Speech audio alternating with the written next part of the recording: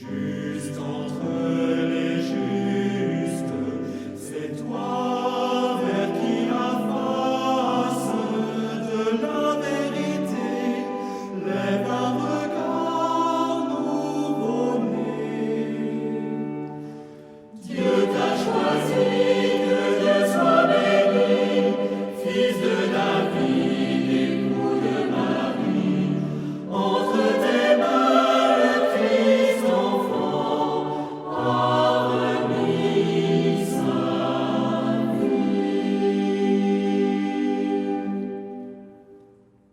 Bienvenue à cette dernière émission sur Saint-Joseph. C'est notre 6e.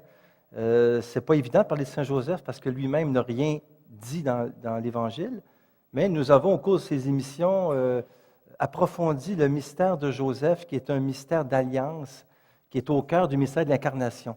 Saint-Joseph qui est l'époux de Marie, Saint-Joseph qui a été très important dans le mystère du salut parce que c'est lui qui était le protecteur de la Sainte Famille. C'est le gardien de Jésus aussi qui a aidé avec Marie que Jésus grandisse en sagesse et en sainteté. On a vu l'importance aussi de son travail la semaine dernière. Joseph charpentier, Joseph qui était l'ouvrier du village de Nazareth. Aujourd'hui, on va continuer justement à Nazareth, sa vie cachée.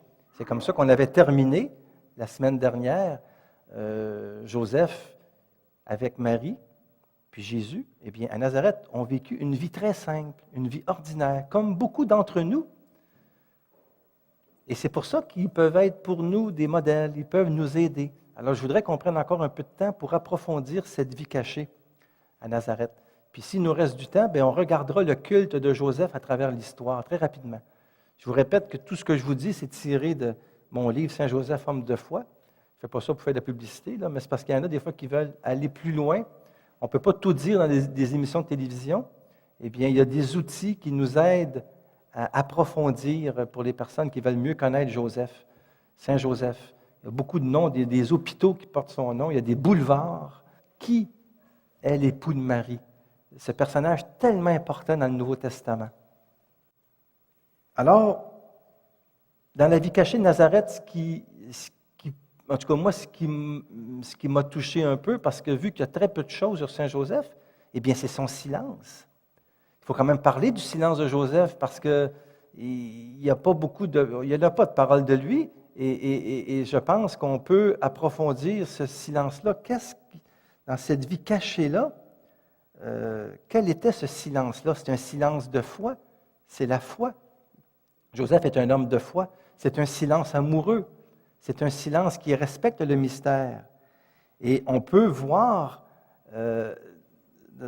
en voyant agir ses parents, bien, Jésus a pu vivre aussi ce silence-là d'amour, parce que souvent dans l'Évangile, on le voit, on dit, et le soir, il allait dans un lieu désert pour prier.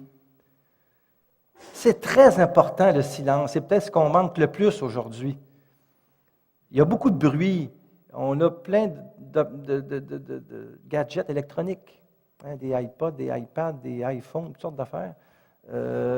Et puis, on va dans des centres d'achat, il y a toujours de la musique. Il y a très peu de place pour le silence. Et pourtant, le silence est un langage sacré dans lequel on goûte l'amour, disait Marie de l'Incarnation.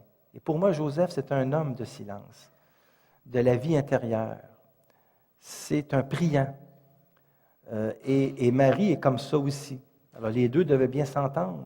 Mais il reste que Jésus a certainement appris de ses parents le souci de l'autre, la solidarité envers les exclus. Et il a appris aussi du silence de Joseph.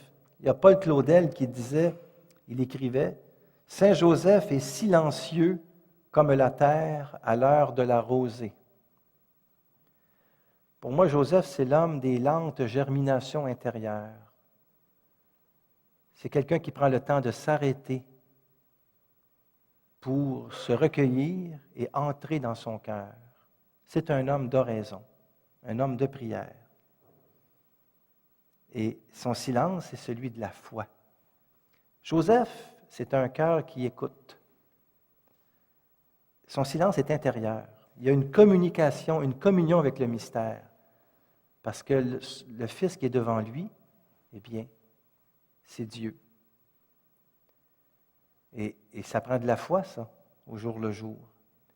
Il fallait que cet homme ait une vie intérieure très riche pour écouter les anges, pour avoir des songes, pour vivre la chasteté avec Marie, pour demeurer dans une attention amoureuse à Dieu, pour vivre son travail de charpentier. Il avait une vie intérieure, Joseph, il ne faut pas l'oublier.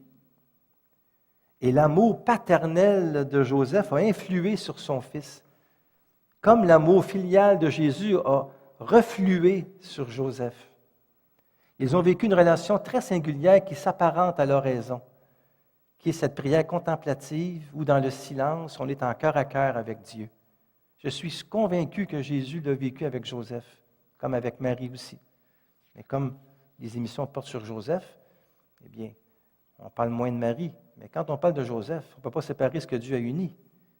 Hein? Marie n'est jamais loin. Thérèse d'Avila, qui est vraiment la grande pédagogue de l'oraison, c'est elle qui va beaucoup parler de Saint Joseph. Et elle dit, en fin de compte, que le silence est le langage que Dieu préfère. D'ailleurs, on a deux oreilles, ce n'est pas pour rien, hein, en passant. Elle conseillait à Joseph, elle conseillait de prendre Joseph comme maître d'oraison. Elle écrit que celui qui n'a pas de maître dans l'oraison prenne ce glorieux saint pour guide, il ne risque pas de s'égarer. Mais Joseph, c'est aussi l'homme de la parole. C'est un homme c'est un homme prévoyant qui a lu, qui a médité, qui a prié, qui a contemplé la parole de Dieu et qui a accueilli vraiment cette parole-là personnellement dans son cœur et qui l'a médité et qui l'a inspiré. Et même s'il travaillait, je suis convaincu qu'il y a des versets de psaumes qui montaient en lui, qui méditait la parole. D'autant plus que Marie la méditait dans son cœur, et les deux se sont nourris mutuellement. Alors, Jésus les a unis à jamais, Joseph et Marie. Quand tu pries Marie, Joseph n'est pas loin. Quand tu fais l'adoration, si tu prends Marie ou Joseph, les deux sont tout près. Ils sont tout près. Il y a une place, les deux ont une place tellement particulière au cœur de l'Église. Et d'ailleurs, Jean-Paul II écrivait dans son texte « Le gardien du Rédempteur », là, qui est écrit sur Saint Joseph, il écrivait « Dès les premiers siècles, les pères de l'Église, s'inspirant de l'Évangile, ont bien montré que de même que Saint Joseph a pris un soin affectueux de Marie et s'est consacré avec joie à l'éducation de Jésus-Christ, de même il est le gardien et le profondeur et le protecteur de son corps mystique, l'Église, dont Marie est la figure et le modèle. » Alors tu vois ici, les pères de l'Église, et là Jean-Paul II nous le rappelle, que si Joseph a pris un soin affectueux de Marie, eh bien, il prend aussi un soin affectueux pour l'Église. S'il a été le protecteur de Jésus, il est aussi le protecteur de son corps mystique, qui est chacun de nous. Et, à un moment donné, un jour, il faut bien faire mourir Joseph, il est mort. C'est le patron de la bonne mort, notre Joseph. On ne sait pas quand il est mort. l'Évangile ne nous en parle pas, ni d'ailleurs on ne parle pas de la mort de Marie non plus. Nul ne sait à quel moment, mais c'est sûrement avant la mission publique de Jésus. Il s'efface comme il est venu, Joseph. Discret dans sa mort comme dans sa vie. Il disparaît dans la lumière. Et son patriarche Jacob, qui avait eu la chance de voir grandir son fils Joseph dans l'Ancien Testament, eh bien Joseph a quand même eu la grâce de voir grandir son fils Jésus. Et c'est sûr qu'il a été épargné, Joseph. Est-ce qu'il aurait été capable de le prendre? On ne sait pas, parce que Marie, elle a une grâce spéciale. Elle a été prédestinée à être la mère de l'Église. Eh bien, voir son fils crucifié, flagellé, bafoué, c'est un martyre incroyable pour les parents. Joseph, ça lui a été épargné. Moi, je pense qu'il a vécu une très belle mort entre Jésus et Marie. Je pense qu'ils ont fermé les yeux, comme ça se faisait à l'époque. Ils ont lavé son corps. Ils l'ont enveloppé dans un linceul. Alors Joseph peut nous aider à nous préparer à vivre ce grand passage de la mort. Parce que je vous fais une prophétie, c'est la seule que je fais durant les 6 émissions. Nous allons tous mourir un jour. Je ne vous dis pas la date. Alors, pourquoi pas la préparer tout de suite? Si Joseph est le patron de la bonne mort, prenons pas de chance. Déjà, demandons à Saint Joseph de nous aider à bien vivre ce passage, qui est une nouvelle naissance, dans le fond. Parce qu'on tombe en Dieu, on est à la vie éternelle. C'est une naissance, la mort. La petite Thérèse avait bien compris, Thérèse de Lisieux, qui avait écrit « Je ne meurs pas, j'entre dans la vie ». Alors, s'il est invoqué comme le patron de la bonne mort, Joseph, c'est parce qu'il a été assisté par Jésus, par Marie. C'est quand même quelque chose, ça. Et là, vous comprenez que la prière de Siméon, quand il prend l'enfant dans ses bras, prend tout son sens, parce que Joseph aurait pu dire cette prière avant de mourir, lui qui l'a entendu de Siméon. Il l'a peut-être dit, cette prière-là, qui prend tout son sens à la bouche de Joseph. Maintenant, ô Maître, tu peux laisser ton serviteur s'en aller en paix, selon ta parole, car mes yeux ont vu ton salut, que tu as préparé à la face de tous les peuples, lumière pour éclairer les nations païennes et gloire d'Israël, ton peuple. Oui, je l'ai vu, je l'ai touché, je l'ai bercé, je l'ai embrassé. Je lui ai montré mon métier. Alors, vous comprenez que si Jésus a versé des larmes à Lazare, son ami qui est mort, il a certainement pleuré la mort de son Père. Et que les paroles de Jésus prennent une grande importance quand, dans la parabole du jugement dernier, Jésus dit « Venez les bénis de mon Père. Car j'avais faim et vous m'avez donné à manger. J'avais soif et vous m'avez donné à boire. J'étais nu, vous m'avez vêtu. » C'est ce qu'un père de famille fait. Ces paroles-là, Joseph l'a vécu. Il a nourri Jésus. Il l'a vêtu. Il l'a aidé. Il l'a porté. Il l'a visité. Tout ce que vous avez fait au plus petit d'entre les miens, c'est à moi que vous l'avez fait. D'autant plus quand on le fait à Jésus lui-même. Alors on peut penser que Jésus a continué le métier de son Père, qui a pris soin de sa mère, jusqu'au jour où il fut baptisé dans le Jourdain et que commença sa vie publique. Aussitôt les cieux s'ouvrirent, et là, la voix du Père. Voici qu'une voix venue des cieux disait, « Celui-ci est mon Fils bien-aimé, qui a toute ma faveur. » Joseph aurait pu dire ça aussi. Mais là, c'est son Père céleste.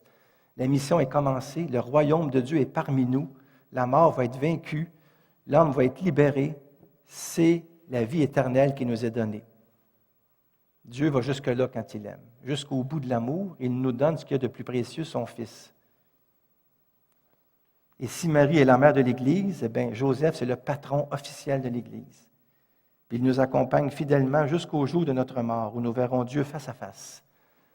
C'est pour ça que c'est bon de répéter cette petite prière-là très simple. Jésus, Marie, Joseph, je vous donne mon cœur, mon esprit, ma vie. Jésus, Marie, Joseph, assistez-moi dans ma dernière agonie. Jésus, Marie, Joseph, faites que je meure en votre sainte compagnie. D'abord, il faut dire clairement que le culte de Joseph, c'est assez récemment que ça s'est développé. Parce qu'au début de l'Église, on n'avait pas développé un culte très fort à Joseph, et même au travers de l'histoire, c'était beaucoup plus concentré sur Marie, qui était la mère de Dieu. Si aujourd'hui il y a une place importante, c'est parce qu'il y a eu un développement à travers l'histoire. Mais il faut quand même dire que Joseph fut d'abord vénéré en Orient, à partir du 4e siècle. Et en Occident, ça va être un petit peu plus tard. Mais on va le prier, puis il y a de très beaux textes, surtout au 12e siècle, ça va commencer avec Saint Bernard. Bien sûr, avant, il y a eu des choses, mais Saint Bernard, j'aime beaucoup Saint Bernard parce que c'est lui qui va appeler Marie Notre-Dame aussi. C'est un cistercien, un moine du 12e siècle. Le siècle d'Hildegarde de Bingen, une grande sainte qui va être nommée docteur de l'Église. Et Saint Bernard, il est aussi docteur de l'Église. Et Saint Bernard, il écrit « Celui que de nombreux rois et prophètes ont désiré voir et n'ont pas vu, qu'ils ont désiré écouter et n'ont pas entendu, il fut donné à Joseph, non seulement de le voir et de l'entendre, Mais il fut donné à Joseph de porter Jésus, de guider ses pas, de le prendre dans ses bras, de le couvrir de baisers, de lui donner à manger, de veiller sur lui. Saint Bernard au XIIe siècle. On a oublié que Joseph, c'est ça aussi, cette proximité avec Jésus, que nous désirons tant aussi, être un intime de Jésus. Alors Joseph va sortir progressivement de l'ombre et à mesure qu'on contemple l'humanité du Christ et le mystère de la Nativité, parce que c'est ça qui va faire que le culte va se développer de Marie et même beaucoup de Joseph, c'est en faisant la fête de Noël, en parlant beaucoup du temps de Noël, tout ça, que là, Joseph est dans le portrait, et Marie, le temps de l'Avent, tout ça. Et tranquillement, ça va se développer. Et le franciscain, Saint Bernardin de Sienne, va écrire de très beaux textes sur Saint Joseph. À un moment donné, il écrit « Si tu compares Joseph à tout le reste de l'Église du Christ, n'est-il pas l'homme particulièrement choisi par lequel et sous le couvert duquel le Christ est entré dans le monde de façon régulière et honorable?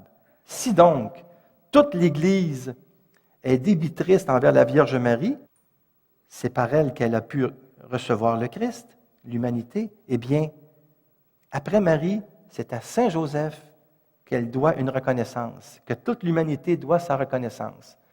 Ce qui fait dire que Saint Joseph, c'est le plus grand saint après Marie. Pas compliqué. On peut aimer bien Saint Jean-Baptiste, qui est une figure importante. On peut aimer François d'Assise, la petite Thérèse. Il n'arrive pas quand même à la grandeur de Saint Joseph à cause de la proximité qu'il a eue avec Jésus et avec Marie. Alors c'est pour ça que c'est important de prendre chez toi Joseph. D'ailleurs, le frère André, je ne sais pas si vous vous en souvenez, la première émission, j'avais dit, c'est le frère André qui dit ça, il dit, allez prier devant la statue de Saint Joseph et dites-lui, Joseph, si vous étiez à ma place, là, qu'est-ce que vous feriez? Qu'est-ce que vous voudriez qu'on vous fasse? Eh bien, faites-le donc pour moi.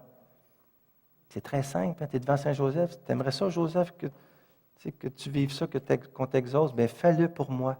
Exauce-moi. Et il vous le dit, moi, qu'il répond à nos prières. Joseph, il est aussi défini comme le protecteur des chrétiens.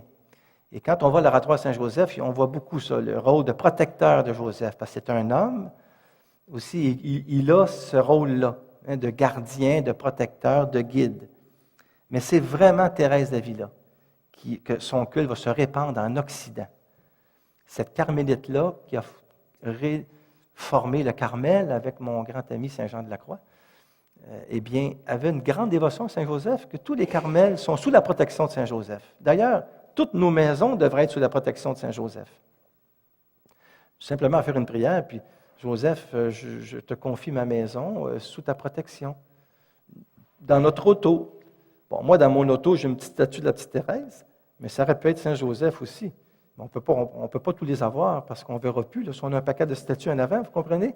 Mais on a ceux qu'on aime, mais Saint-Joseph, il a un rôle de protecteur très, très fort. Très, très fort. Et c'est lui qui était nommé vraiment officiellement pour garder les Carmels, sous la bienveillance des Carmels. Et Thérèse avait avoir une confiance sans borne à lui. Elle écrit à un moment donné, surtout quand c'est le jour de sa fête, pour dire la confiance que Thérèse d'Avila avait. Les âmes gagnent beaucoup à se confier à Saint Joseph. Depuis plusieurs années que je lui demande quelque chose le jour de sa fête, il m'a toujours exaucé. Lorsque ma demande n'est pas tout à fait juste, il la redresse pour mon plus grand bien. Parce qu'on est toujours exaucé, mais pas de la manière qu'on veut, et pas autant qu'on voulait. Tu es toujours exaucé. Et puis la petite Thérèse, qui est une fille du Carmel, elle va écrire dans son histoire d'une âme, « Je priais aussi Saint Joseph de veiller sur moi. Depuis mon enfance, j'avais pour lui une dévotion qui se confondait avec mon amour pour la Vierge Marie. » Voilà quelqu'un qui a compris, comme toujours, la petite Thérèse, on le sait, elle est toujours géniale, elle. Elle a compris qu'on ne sépare pas Joseph de Marie et que la grande dévotion qu'elle avait pour Joseph se confondait avec son amour qu'elle avait pour Marie. Et Thérèse de Lisieux se situe dans l'école française de spiritualité, avec Jean Eudes, François de Sales, tout ça, la Sainte Famille, et c'est eux, les martyrs canadiens, qui vont amener en Nouvelle-France le culte de Saint-Joseph. Et Saint-Joseph, c'est le patron du Canada. Et oui, du Québec et de l'Ontario, puis tout le reste. Alors, il ne faut pas l'oublier, ça non plus, c'est quand même assez spécial. Ce n'est pas tous les pays qui ont comme patron Saint-Joseph, parce que c'est venu de la Nouvelle-France. Les Récollets, alors c'était un peu les franciscains, Joseph Le Caron, entre autres, c'est un des premiers missionnaires qui prend Saint-Joseph comme le protecteur de cette Église naissante en Amérique. Et le jésuite Jean de Brébeuf va confier ses voyages à Saint-Joseph. Puis Marie de l'Incarnation va faire de même, elle parle souvent de Saint-Joseph. Joseph va devenir un prénom tellement répandu dans la population que ça va devenir mêlant à un moment donné. Et on va nous donner comme patronyme au baptême. Puis il y a beaucoup de villages canadiens-français, plusieurs communautés religieuses aussi, féminines, qui vont choisir Saint-Joseph comme modèle de vie consacrée. Puis Saint-Joseph a ses sanctuaires aussi. Le temps file, j'ai l'impression, mais il reste on a peut-être du temps pour parler un petit peu du sanctuaire à Cotignac, dans le sud de la France, où un jeune berger a eu une apparition de Saint-Joseph. Joseph il aurait dit, « Je suis Joseph, enlève le rocher. » Quand on va à ce rocher-là, c'est marqué « Source Saint-Joseph, puisée aux sources du Sauveur. » Et ça va être reconnu comme un culte dans l'Église. Et même en cette même année-là, 1661, le roi Louis XIV devient père pour la première fois, puis il va consacrer la France à Saint-Joseph. Il y a plein de choses comme ça. Patron des ouvriers, il y a plein de textes que l'Église va faire sur Joseph, patron des ouvriers. C'est incroyable. Et à l'oratoire Saint-Joseph aussi, on le sait, beaucoup de liens. Dans la préface eucharistique de l'Église aussi, on parle de Saint-Joseph. En fêtant Saint-Joseph, que nous exaltons, c'est toi que nous bénissons, car il fut l'homme juste que tu donnas comme époux à la Vierge Marie. Il fut le serviteur fidèle et prudent à qui tu confiais la Sainte Famille. Il veilla comme un père pour ton Fils unique. Et Paul VI va déclarer, en 1971, Saint-Joseph, protecteur de la famille. Tout ça, c'est récent. C'est des titres très récents que Joseph a. Et on sait bien qu'avec l'oratoire du Mont-Royal, ça a été toute une aventure. Et c'est pour ça que c'est tellement beau de voir que Joseph, nous, dans notre pays, il est très vénéré. Alors j'espère que durant ces émissions-là que nous avons vécues ensemble, vous a donné quand même une connaissance de Joseph. Joseph, il est méconnu, mais on a pris le temps aussi vraiment d'approfondir Joseph. Et ces émissions-là seront à un moment donné sur DVD, et je pense qu'elles vont être sur YouTube aussi, sur Internet. C'est une manière, je dirais, de pénétrer le mystère du salut, d'entrer dans ce mystère en ayant comme guide Joseph, qui fut un témoin privilégié de la naissance de Jésus, de sa croissance, de son métier aussi à Nazareth, et qui a vécu une vie tellement, tellement intime avec Marie, dans ce don-là qu'il a fait de lui-même. Et c'est pour ça que Joseph peut tellement nous inspirer dans notre vie. Il s'agit simplement de prendre quelques versets de la Bible pour mieux le connaître. Matthieu en parle, les 2 premiers chapitres, on l'a dit, on l'a vu, mais il y a assez de textes pour nous le faire aimer, nous le faire connaître. Puis bien sûr, il existe des livres, il existe des études sur Saint-Joseph. Alors c'était tout simplement une invitation, durant ces émissions, de mieux connaître cet homme de la foi, cet homme de foi, qui a dit oui au plan de Dieu, qui n'a pas tout compris, qui a été dans la nuit, mais qui a fait confiance, qui a cru, qui est allé au bout de son désir, au bout de sa relation avec Jésus et Marie, qui a fait confiance, qui savait que Dieu peut tout en celui qui s'abandonne. Et Joseph, c'est ça qui est fort chez lui, c'est cet esprit d'humilité-là, parce qu'il ne s'attribue rien, mais il lui est confié, en réalité, les mystères du salut. Il lui est confié le mystère de l'incarnation, ce Dieu fait homme, Jésus, qui avait besoin d'un père pour s'épanouir, qui avait besoin d'un père aussi pour entrer dans l'humanité d'une manière juridique. Et on sait bien, Marie va faire le reste après. parce que c'est Marie qui est au pied de la croix. Mais Jésus a peut-être pensé à Joseph aussi sur la croix. Vous savez, quand Joseph dit « Père, pourquoi m'as-tu abandonné? » C'est son Père du ciel, mais son Père humain, hein, il l'aide, son Père humain. Alors tout ça pour vous dire que Joseph, on n'en a jamais fini d'en faire le tour, et je vous invite à continuer à approfondir ce grand mystère de Joseph. Je vous remercie beaucoup d'avoir été présent durant ces émissions, et je vous souhaite une très bonne année avec Saint Joseph.